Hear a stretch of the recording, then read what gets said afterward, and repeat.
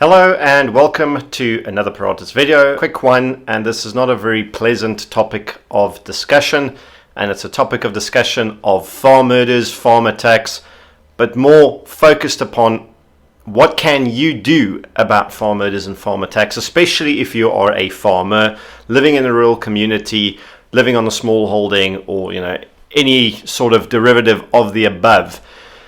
To add a bit of a disclaimer, and to just maybe give additional gravitas, people very close to me have lost immediate family in farm attacks, or two farm attacks and farm murders over the last 20 years. Our own family farm has been targeted on more than one occasion. I understand the difficulties behind this. I understand the dynamics. I understand the restrictions, all of these things.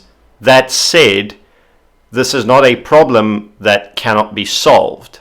And for us to start unpacking it, maybe it's worth starting with some very, very unpleasant truths, and also pardon my language use, but this is important. Firstly and foremostly, the government does not give a fuck about farmers. They don't care about you. They don't care about farm attacks. They don't care about farm murders.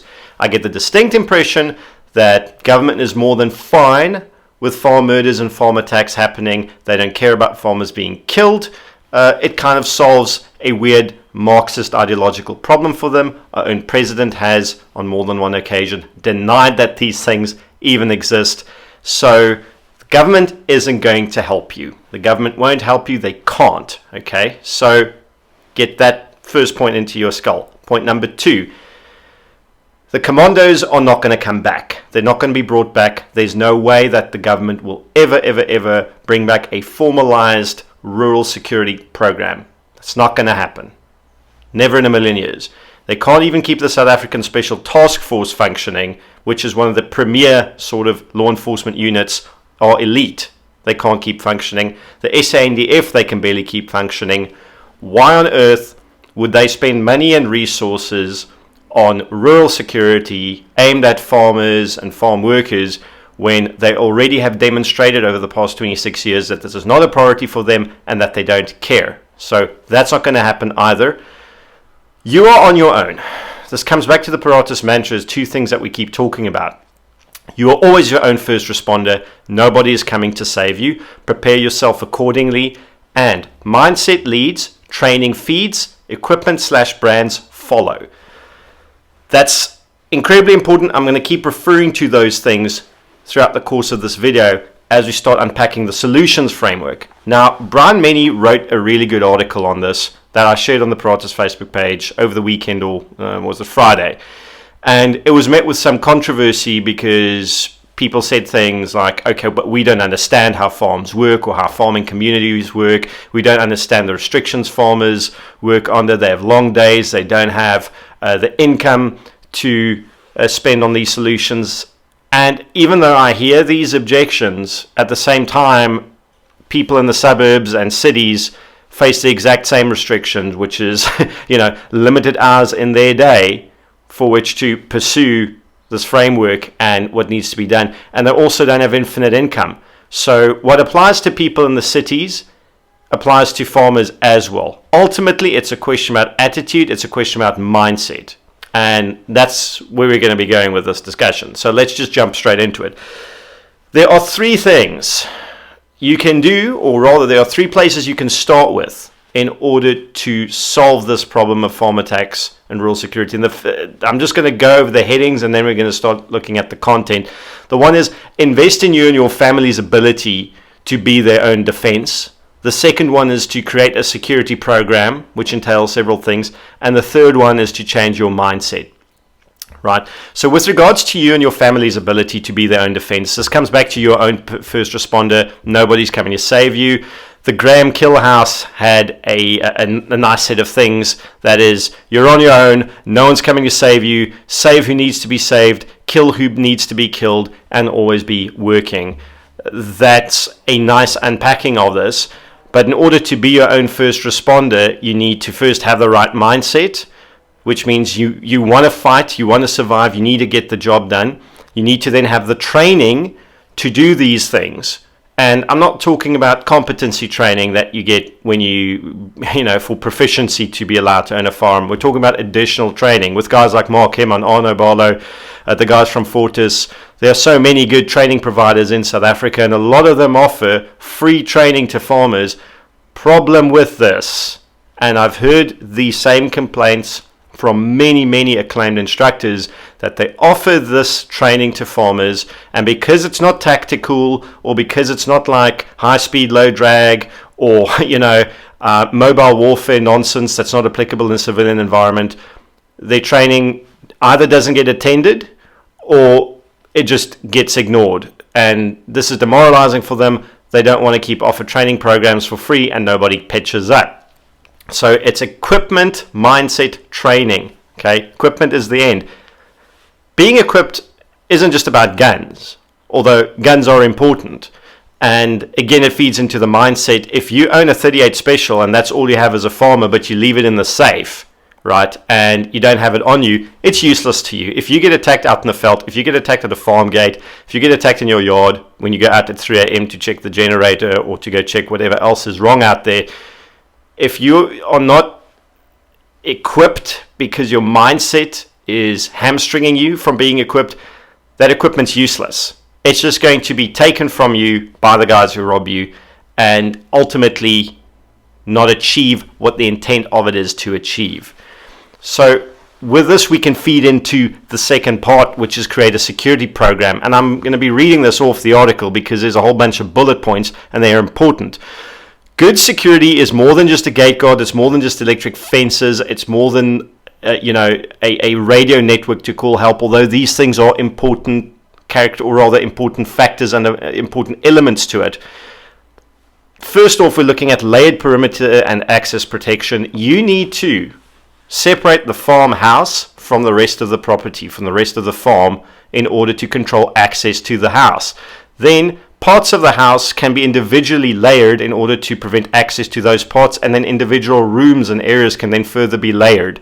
You're looking at electric fencing, you're looking at alarms, security cameras or CCTV cameras, especially ones with night vision or infrared, are becoming cheaper by the day. Those are incredibly useful. Your own ability to surveil what's going on in your yard and on your property without having to physically leave is important. Backup electricity is a good idea. This is all part of a layered perimeter, layered security stuff that we do in the cities and suburbs. Highly important, if not even more so important in rural environments and farms. Okay. Second point, a reactive element. Farm watches and community patrols in farming communities that have been really successful at curtailing and combating farm attacks always have a reactive element, and these reactive elements are more often than not highly effective and highly efficient. Okay, and reactive elements are more than just being reactive when the shit hits the fan, although that is a crucial part of its operation. It's also proactive in the sense that you have eyes and ears patrolling. People know what's going on in their communities. There are active lines of communication, of monitoring, so that when something happens that is away from the baseline normal, everybody knows, and therefore alert levels can be higher. Which comes into the third point, effective communications. In order for these things to work, your reactive element and your proactive element, which forms part of the reactive element, you need effective communications. You need to establish that. Also, effective communications with your farm workers and your human resources, as well as within the home setup, the family. Effective communications with your wife, effective communications with the children, effective communications with everyone else you need to communicate with, including local authorities. So think of active communications holistically. Think of it macro scale, think of it micro scale, as large as it needs to go and as small as it needs to go to be effective. Okay, a well-managed and effective information plan. Again, this ties in. This is now the fourth point, ties in with the previous three we've already discussed. 5, correct processes and procedures. Correct from a legal point of view and correct from a tactical and strategic point of view. Ultimately, what that means is these processes and plans need to be realistic, and you need to understand what needs to be done for the job to be done successfully. Whether this is responding to an attack on a neighbor, to stock theft, to whatever other criminal element or criminal activity is currently in progress, or whether it is specific to you as an individual out in the field or you as a family when you get attacked in your house in the event that you are targeted there. So again, you need to think big and you need to break it down smaller. Point number 6, good training. This is, as we discussed previously, about coming up, making your family, you and your family's ability to enhance your ability to be good at your own defense when the time comes. Training ties into this. It is incredibly important, which is why I recommend people don't waste money on weird tactical training. Find out. Paratus is a good resource for this. We in fact have an article on which defensive instructors we have personal experience with, which I will link in the description to this video that you can go reference. And many of these instructors are willing to drive far away in order to come and give training in rural areas if you can get enough people together. So importantly, speak to your friends and neighbors in your community, get a training day together, and the market shall provide. And it is the stuff that you need to know. Lastly, the ability to network with others and integrate into your community while still operating independently of political directed assets. Now, this is Brian's way of saying you need to create a community network and framework to apply all these solutions that we've just spoken about and apply them whether or not local law enforcement, the so-called politically driven assets, are capable of supplying support or not. Ultimately, if you look at the article that I shared on the Facebook page today, which was 7 July, about the Special Task Force being on the brink of collapse, if you have paid attention to the state of policing in South Africa, we are fully aware that the effectiveness of policing in cities and major metros has been catastrophically eroded already. In the rural areas and in the periphery, probably close to non-existent. So this is about being self-sustainable and being self-reliant and independent. However, that being said, also understanding and operating within the framework of what is legal. I get a lot of people on Twitter coming to me with a lot of crackpot ideas about what to do during farm attacks and how to behave. Essentially, a lot of them suggesting the law be broken in order to combat criminals. Now, understand one thing.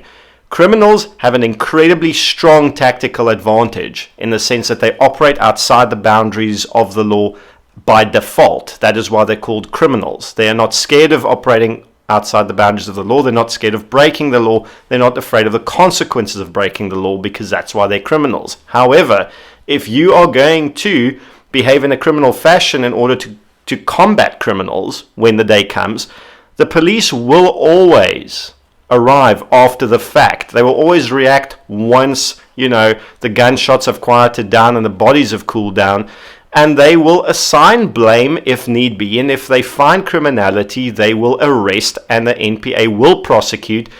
And if you're telling me that you cannot afford a framework like this because you don't have the time or the money, my question to you is very seriously, do you have the time and the money to go on an extended criminal prosecution case against you in a magistrate's court or high court? Can you afford a good criminal defense attorney? Do you have a couple of 100,000 rand lying around right now in order to dump on a court case because you are being prosecuted for breaking the law when responding to a farm attack? These are serious questions that you need to answer for yourself. That's why I emphasize heavily, do not break the law. This framework works perfectly fine within the confines in the law. This type of framework is not something we dreamed up. Okay, this is a standard risk response and crisis management framework that's just been tweaked a bit to apply to the rural and farming communities. This framework has been applied by many farming communities successfully, independently by themselves, which they have discovered by themselves, and they've done so with great success without breaking any laws. So please do not get captured, or don't let your mind be dominated by silly ideas about breaking the law. Ultimately, that is going to make you pay the price, not anybody else. Lastly, change your mindset. So this is an important one for all farmers and for all citizens, regardless of where they live. Carrying a gun is not paranoid. Training defensively is not paranoid. Having a first aid kit and a tourniquet on your person in the event of bad things happening is not paranoid? Do you consider it paranoid to wear a seatbelt when you're driving? Do you consider having an insurance policy for in case your house burns down paranoid? No, you do not. We understand that risks exist, and these are mitigation strategies for it. We need to change our mindset in the sense that not only are these things not paranoid, they are responsible in the ambience in which we currently live and operate. Also, highly important, we need to stop thinking that Big Daddy government is going to solve our problems for us. As I mentioned in the beginning of the video, and as we've seen with the massive upsurge in farm attacks over the past month and past few weeks, government doesn't care about farmers. They don't care about farm attacks. They are not going to bring the commandos back, and they will never care about farm attacks and farmers. And we need to stop appealing to them to solve a problem that we would be far better off attempting to solve ourselves. That's it from me. Articles, resources are linked in the description. And I hope that you found this informative, and this is something you can take back to your community, inform people, and start thinking outside the box to solving a problem that only we as citizens and free people are capable of solving. Thank you, and bye-bye.